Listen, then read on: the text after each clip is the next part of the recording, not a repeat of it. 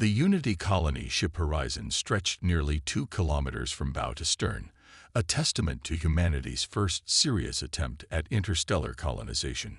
Captain Sarah Chen stood on the observation deck, watching the unfamiliar stars drift by as the massive vessel continued its deceleration burn toward their destination. HD 40,307 grams, humanity's first extrasolar colony. Captain, we're detecting anomalous readings at the edge of our sensor range. Lieutenant Rodriguez reported from his station. Energy signatures unlike anything in our database. Sarah felt her pulse quicken. First contact. It had always been a possibility during their journey. But after 3 years of empty space, the crew had begun to believe they were alone in this section of the galaxy. Alert status yellow. Wake the rest of command staff from cryo. Passive sensors only. The next 6 hours were a blur of activity as the Horizon's command crew prepared for humanity's first encounter with alien life. They maintained their course. Changing it now would only draw attention, but Sarah ordered all non-essential systems powered down to minimize their signature. It didn't matter. The aliens found them anyway. The first transmission came as a massive energy spike that overwhelmed their communications array. When their systems recovered, a face filled their main screen. Humanoid, but with iridescent scales instead of skin and 4 eyes arranged in a diamond pattern. The alien spoke, and their universal translator struggled to keep up. Primitive vessel, you have entered the sovereign space of the Varaxian Empire. Prepare to be boarded and assessed for integration into our enlightened civilization. Sarah kept her voice steady. This is Captain Sarah Chen of the Unity Colony Ship Horizon. We come in peace and had no knowledge of your territory. We're on a peaceful colonization mission. Silence. The Varaxian commander cut her off. Your ignorance of our dominion does not excuse your trespass. Your species' technological inferiority is evident from your crude vessel. You will submit to assessment and classification. Resistance will result in your destruction. Sarah glanced at her tactical officer, who gave a slight shake of his head. The alien vessel dwarfed the horizon, and its energy readings suggested weapons that could vaporize them with a single shot. But there were 20,000 colonists in cryo-sleep aboard the horizon. 20,000 lives she was responsible for. We would be happy to establish diplomatic relations, Sarah tried again. But we cannot allow boarding without proper protocols and agreements in place. Perhaps we could arrange a meeting of representatives. The alien commander's scales shifted to a deep purple. You dare to dictate terms. Your species clearly requires correction. A demonstration is in order. The alien ship fired a single shot, precise, surgical. The beam struck the horizon's primary cryo storage section. 20,000 people died in their sleep, never knowing what happened. The ship's structural integrity held, but it didn't matter. Sarah felt her legs give out as the casualty reports flooded in. Now, the Varaxian commander said, about that boarding. What happened next would be debated in military academies for decades to come. The Horizon's engine core went critical in a way that shouldn't have been possible, a modification made in secret by engineers who had always feared a moment like this.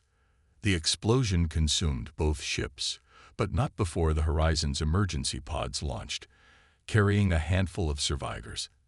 And a warning, back toward Earth. Sarah Chen wasn't among them. She remained at her post until the end, transmitting everything they had learned about Varaxian technology and tactics, knowing that humanity would need every advantage in the war to come. Her last log entry was brief. They expect us to submit. Show them their mistake. The survivors' journey home took 18 months in their small emergency pods. They emerged from cryo to find Earth changed. The nations of the world had united in their absence, driven together by the threat their warning represented. The pod's data cores contained everything: Varaxian shield frequencies, weapons signatures, communication protocols, and their fatal flaw: pride, the absolute certainty of their own superiority. In the aftermath of the Horizon disaster, humanity did something unprecedented. They got ready. not with grand fleets or visible defenses that would alert Varaxian long-range scouts, but with subtle preparations. Underground shipyards were built in asteroids. Weapons were developed that relied on physics the Varaxians considered too primitive to be a threat. Most importantly, humanity learned to disappear. The Varaxians would come, expecting to find a primitive species ready for subjugation. They would learn too late that humanity had taken the lesson of the horizon to heart. Sometimes the most dangerous enemy is the one you've already dismissed as harmless. As the last survivor pod was recovered, its occupant, Dr. Marcus Wong, the Horizon's chief scientist, delivered the message that would become humanity's creed during the dark years of preparation. They killed us because they couldn't imagine us being worthy of respect. Our response will be educational. The war that followed would teach the Varaxian Empire and the galaxy at large that humanity's greatest weapon wasn't their technology or their tactics. It was their ability to turn an enemy's contempt into an advantage. The price of pride, as the Varaxians would learn, was often paid in blood. And humanity's class was just beginning. Deep beneath the lunar surface, Admiral James Patel watched as another ghost ship took shape in the sprawling cavern shipyards. 5 years had passed since the Horizon incident, and humanity had not wasted them. The vessel under construction bore no external markings, no running lights, and its hull absorbed rather than reflected light. Just one of many innovations born from the ashes of first contact. Latest stealth test results, Admiral Dr. Elena Rossi announced, her holographic form materializing beside him. As head of Project Shadowfall, she'd been instrumental in developing humanity's response to the Varaxian threat. The dark mirror coding is performing beyond expectations. In simulations using captured Varaxian sensor profiles, we're registering as background radiation.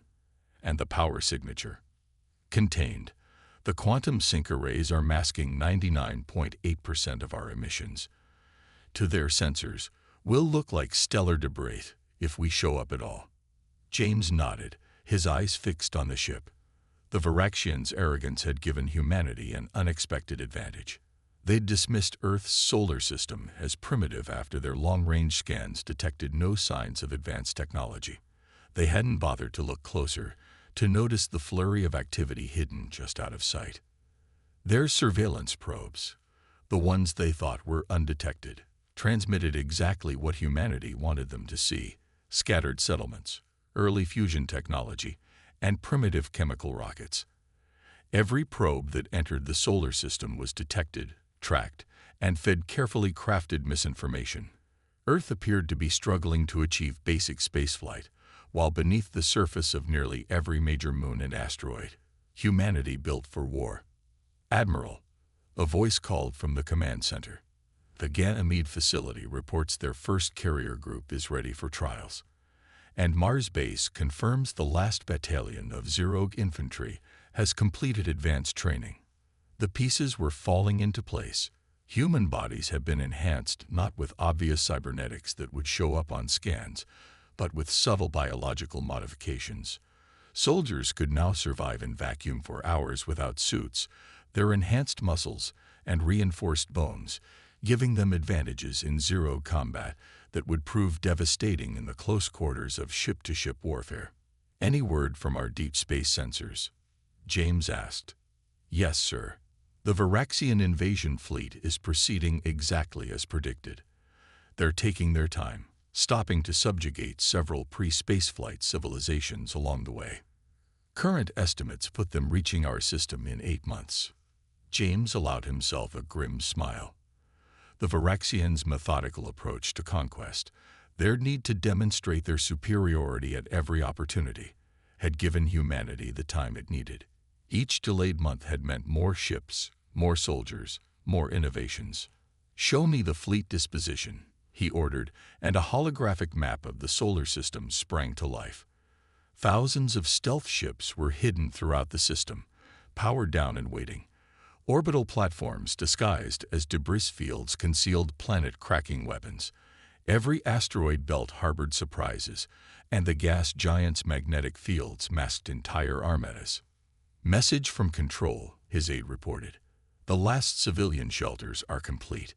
We can have the entire surface population underground within 72 hours of the signal.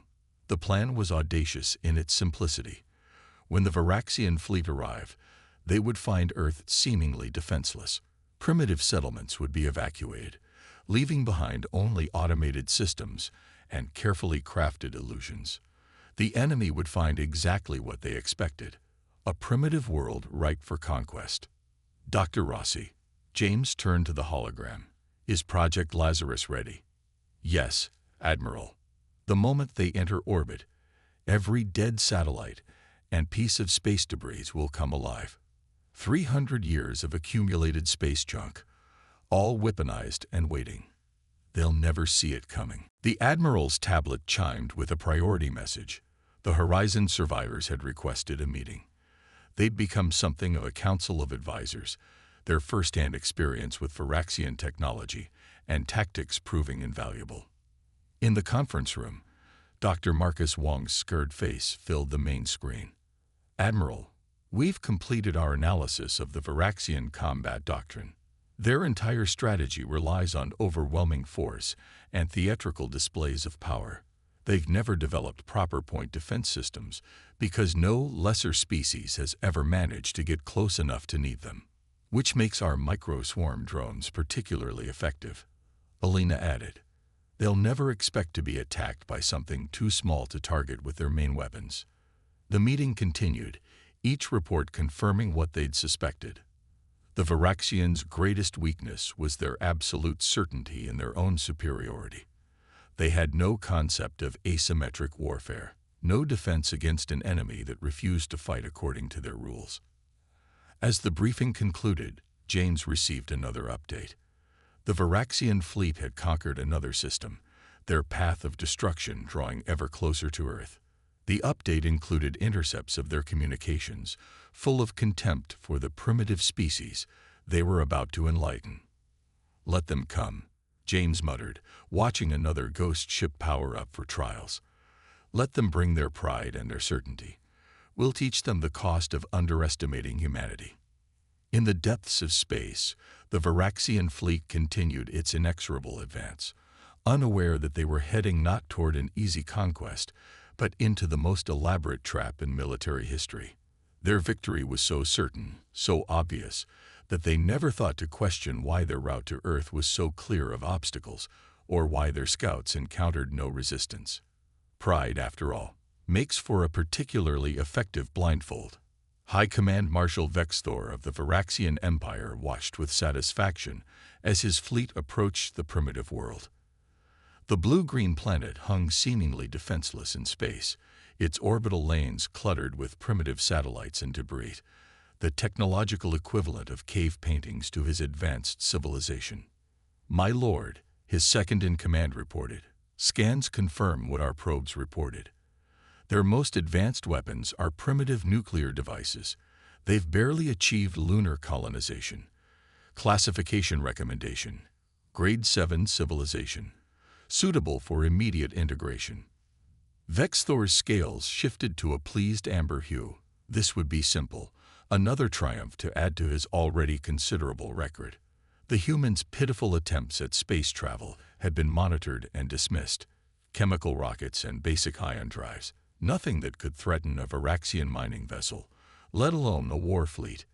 Begin the standard approach, he commanded. Destroy their primary military installations as a demonstration. Then broadcast the surrender protocols.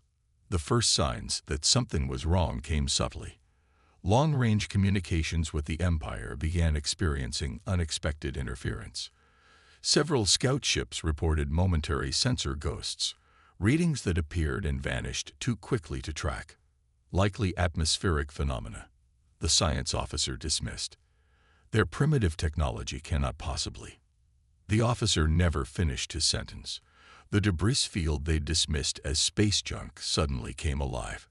Thousands of seemingly dead satellites oriented themselves with precision, revealing hidden weapon ports. Before the Varaxian fleet could react, the trap was sprung. Admiral Patel's voice cut through all Varaxian communication frequencies. Welcome to Sol System. Class is in session. What followed would be studied in military academies across the galaxy for centuries. The debris field's coordinated attack was just the beginning. From behind Earth's moon, from within the asteroid belt, from seemingly empty space, humanity's ghost fleet appeared. Ships that hadn't existed on any scan, that violated every principle of Varaxian sensor technology, materialized like avenging spirits. Impossible. Vex Thor raged as the first wave of human attacks struck with devastating precision. They are primitives. They cannot have this technology. But humanity hadn't tried to match Varaxian technology. Instead, they'd developed entirely new approaches. Quantum-locked stealth systems rendered ships invisible not through complex energy shields, but by making them indistinguishable from background radiation. Weapon systems used gravity manipulation not as a blunt instrument of destruction, but to create localized time dilations that turned split-second battles into carefully choreographed executions. The space around Earth erupted in chaos as millions of microdrones swarmed the Varaxian ships. Too small to target with their main weapons, the tiny machines bypassed shields calibrated to stop capital ship weapons. They burrowed into hull plating, disrupted sensor arrays, and severed communication lines. "My lord," a tactical officer called out, his scales pale with fear, "we're detecting movement from their moon." The lunar surface seemed to ripple as concealed hangar doors opened. Humanity's true fleet emerged, not the primitive vessels the Varaxians had expected, but ships built with one purpose: to exploit every weakness in Varaxian military doctrine. On the bridge of the human flagship Shadow of Dawn, Admiral Patel watched the battle unfold. Status of Operation Blindside. "Proceeding as planned, sir," Elena reported. "Their fleet formation is exactly what the horizon data predicted. They're completely exposed to a flanking maneuver." The human ships moved with precision that shocked the Varaxians. There was no wasted motion, no theatrical displays of power. Every action was calculated, efficient, and lethal. Ships appeared from nowhere, struck critical systems, and vanished again before the Varaxians could bring their superior firepower to bear. "This is impossible," Vex Thor muttered as another cruiser squadron disappeared from his tactical display. "They were primitives. We saw their cities, their technology." "What you saw," Admiral Patel's voice came again, "was what we wanted you to see. For 5 years, we've studied you, your tactics, your technology, your weaknesses. You never considered that we might learn from the Horizon Massacre, that we might prepare." The battle reached its crescendo as humanity's trap closed completely. The Varaxian fleet found itself surrounded by weapons they couldn't detect, fighting an enemy they couldn't track, their supposedly impregnable defenses bypassed by attacks they'd never conceived possible. "Listen carefully," Patel continued, his voice calm but implacable. "Your ships are surrounded. Your communications are cut off. But we're not like you. We don't need to demonstrate our superiority through wholesale slaughter. Surrender, and your crews will be treated with the respect you never showed us." On his command deck, Vex Thor watched his mighty fleet being systematically dismantled by an enemy he'd dismissed as irrelevant. The humans hadn't just prepared for this battle. They'd revolutionized warfare itself, developing entirely new principles of combat, while the Varaxians relied on brute force and intimidation. As the battle drew to its inevitable conclusion, a final message was broadcast to the remaining Varaxian ships. "Let this be a lesson. Humanity will not submit. We will not be classified, subjugated, or dismissed, and we are no longer interested in your assessment of our worth." The defeat of the Varaxian fleet marked more than just a military victory. It was a fundamental shift in the galaxy's power structure, a demonstration that technological superiority meant nothing without the wisdom to use it properly. The lesson had been taught, written in fire across the stars. And this was only the beginning. The Varaxian border outpost on Kepler 186f had stood unchallenged for 3 centuries. Its quantum arrays swept space with arrogant certainty, searching for threats that, until now, had never materialized. The garrison commander was therefore quite confused when half his installation simply vanished, cleaved away with surgical precision by weapons that hadn't registered on a single sensor. Across Varaxian space, similar scenes played out with methodical regularity. Ghost fleets appeared from nowhere, struck with devastating accuracy, and disappeared before reinforcements could arrive. The proud empire that had never known defeat found itself fighting shadows, bleeding from 1,000 cuts it couldn't prevent or predict. In the captured command center of a Varaxian fortress world, Dr. Elena Rossi studied the alien databanks with growing satisfaction. "Admiral, you need to see this. Their entire defense network is built on the assumption that any attack would come from visible, trackable forces. They literally cannot comprehend our strategy." Admiral Patel nodded, watching holographic displays of human strike teams moving through Varaxian space like wolves among sheep. "How are the liberation efforts proceeding?" "Better than expected," Elena replied. "We found 12 species enslaved by the Varaxians. The Centauri, in particular, are eager to join our cause. They've been maintaining the Varaxians' engines for generations. They know every weakness in their propulsion systems. The war had evolved beyond simple victory or revenge.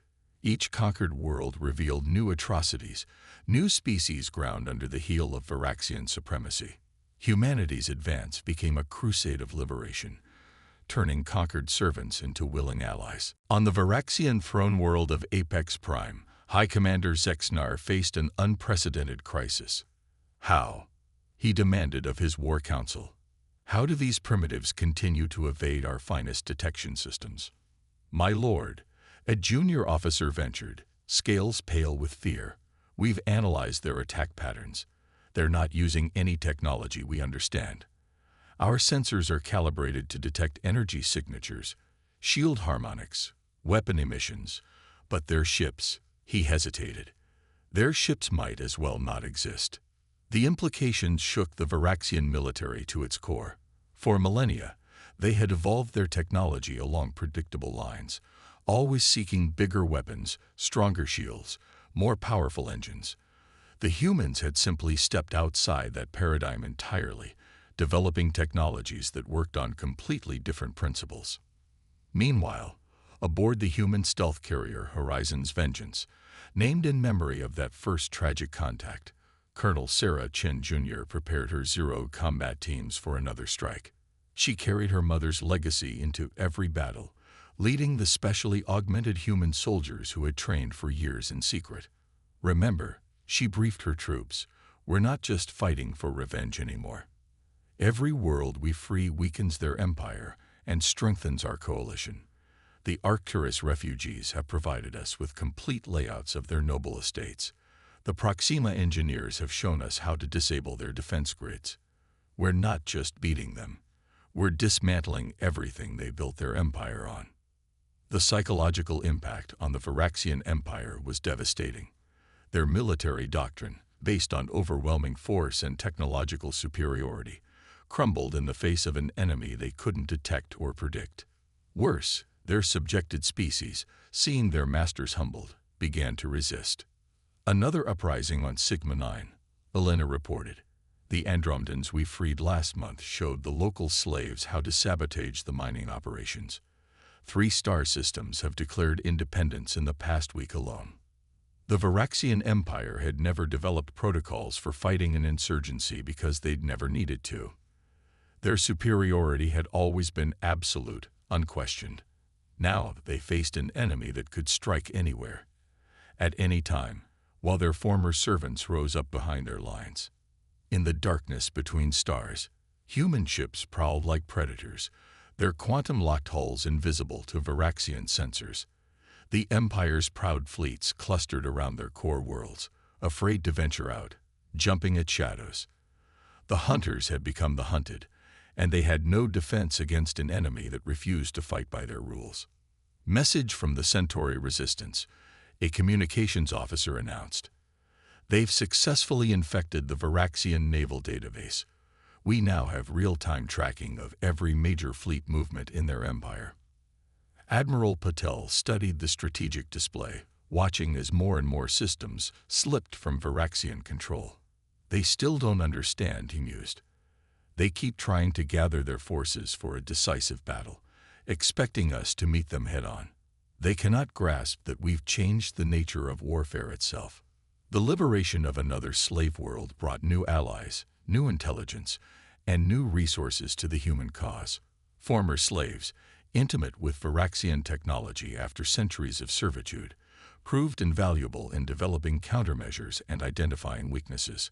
As the fourth year of the war drew to a close, the once mighty Varaxian Empire found itself reduced to a fraction of its former territory. Their fleets, designed for grand battles and displays of force, proved useless against an enemy that struck like lightning and vanished like mist. Their technology, evolved along rigid lines for millennia, had no answer for human innovations that approached war from entirely different angles. But in their desperation, the Varaxians would soon prove that a wounded empire was at its most dangerous. On Apex Prime, High Commander Zexnar authorized the unthinkable. Weapons that had been banned for millennia would be unleashed. If they could not defeat the humans conventionally, they would make the very stars themselves their weapons. The stage was set for a final confrontation that would determine not just the fate of two species, but the future of the galaxy itself. The star at the heart of the Varaxian home system pulsed with unnatural energy. High Commander Zexnar had done the unthinkable, activated the ancient stellar manipulators, weapons so devastating they had been sealed away for millennia. The star's corona writhed with artificial patterns, ready to be weaponized against the human advance. They're going to trigger a controlled nova. Dr. Elena Rossi's voice was tight with controlled fear as she analyzed the readings. They'll destroy their own system to stop us. The blast wave would wipe out half their remaining empire. Admiral Patel stood on the bridge of the Shadow of Dawn, watching the tactical displays with grim determination. The combined fleet of humanity and liberated species had gathered for this final push, visible for the first time in the war, a deliberate show of force. They expect us to retreat, he said quietly, to fear their willingness to commit suicide. They still don't understand what they're dealing with. The human fleet had appeared in normal space deliberately, letting the Varaxians see them coming. It was a calculated risk, but necessary for what would follow. The enemy had gathered their remaining forces around their homeworld, preparing for one final, glorious battle. But this, too, was part of the plan. All ships, execute Operation Eternal Night, Patel commanded. Across the system, thousands of quantum-locked human vessels that had infiltrated during the previous months revealed themselves. They had been there all along, waiting in the blind spots of Varaxian sensors, watching as the enemy gathered their forces exactly where humanity wanted them. On Apex Prime, Zexnar's scales flashed with confusion as new signals appeared throughout his system. Impossible. They're behind us. Above. Below? How long have they been here? The entire time. Admiral Patel's voice cut through their command channels. We learned from the horizon. Every visible ship we showed you was a lure, drawing you exactly where we needed you. Your own pride did the rest. The battle that followed would be remembered not for its violence, but for its precision. Human ships struck with surgical accuracy, targeting not the Varaxian vessels, but the stellar manipulators themselves. The massive ancient machines, powered up for the first time in thousands of years, began to fail. My lord, a Varaxian scientist cried out, the containment fields are collapsing. The star, we can't control it. For the first time in the war, humanity's true numbers became clear. Thousands of stealth ships decloaked, forming a massive coordinated rescue operation. As the star began to destabilize, human vessels, the same ones that had been hunting Varaxians for years, now moved to evacuate them. This is Admiral Patel to all Varaxian forces. Your weapons have backfired. Your homeworld is at risk. But unlike you, we don't measure victory in body counts. Accept our assistance, or die with your pride. Colonel Chen, leading the ground forces, fought her way through the Imperial Palace not to conquer, but to save as many as she could. "This is what humanity really is," she told the shocked Varaxian nobles as her teams guided them to safety. "Not just clever tricks and superior tactics. This is the strength you never understood." The evacuation became a race against time as the star grew more unstable. Human ships, their stealth systems reversed to become powerful radiation shields, formed corridors through space for Varaxian vessels to escape. Former slaves worked alongside their one-time masters, species that had been enemies for centuries, united by the simple drive to survive. In the final moments, as the star began its death throes, High Commander Zexnar stood in his command center, watching as humans risked their lives to save his people. "Why?" he asked Admiral Patel through the emergency channels. "After everything we did to you." "Because this was never about revenge," Patel replied. "This was about teaching you that true strength isn't about domination. It's about what you're willing to do for others, even your enemies." The star's final eruption consumed the Varaxian homeworld, but thanks to humanity's intervention, most of its people survived. In the aftermath, as refugees were settled across former Empire worlds, now shared with the species they had once enslaved, the galaxy changed. The Varaxians, humbled not just by defeat but by mercy, began the long process of redemption. Their technology, combined with human innovation, led to new advances that benefited all species. The former Empire's worlds became a confederation of equals, with humanity not as conquerors, but as teachers and mediators. Years later, in the new Galactic Council chamber built on Earth, Admiral Patel stood before representatives of 50 species, including the Varaxians. "The price of pride," he told them, "is often paid in blood, but the reward for learning from it, for moving beyond it, is paid in hope." The lesson of the horizon had been learned, not just by the Varaxians, but by all spacefaring civilizations. Humanity's response to aggression had not been mere revenge, but a fundamental change in how species interacted. The galaxy had learned that true power lay not in weapons or technology, but in the wisdom to use them properly. And in the great void between stars, human ships still prowled, not as hunters now, but as guardians, ensuring that the price of pride would never need to be paid again.